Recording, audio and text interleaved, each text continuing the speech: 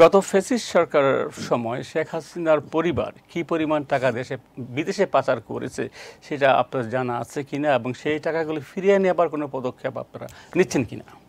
আমরা in general আমাদের দেশের টাকা যারা যেটাকে আমরা বলি চুরি করে বিদেশে নিয়ে গেছেন তাদের সম্পদ ফেরত আনার জন্য আমরা চেষ্টা করছি।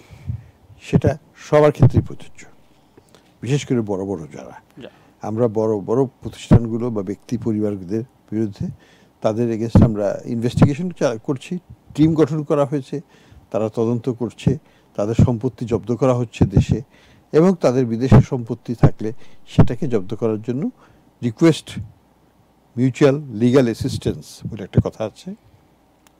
আমরা প্রায় 13টা লিগ্যাল অ্যাসিস্ট্যান্সের জন্য রিকোয়েস্ট পাঠিয়েছি বিভিন্ন দেশকে, বিভিন্ন ব্যক্তি বা পরিবারের এগেনস্টে। আরও পাঠানো হবে, অনেক কয়েকশো হয়তো পাঠানো হবে। তো এই ব্যাপারে আপনি কি আশাবাদী কিনা, সেটা কি সম্ভব আসলে জব্দ করা? আমরা আশাবাদী, আমরা বেশ ভালোভাবে আশাবাদী।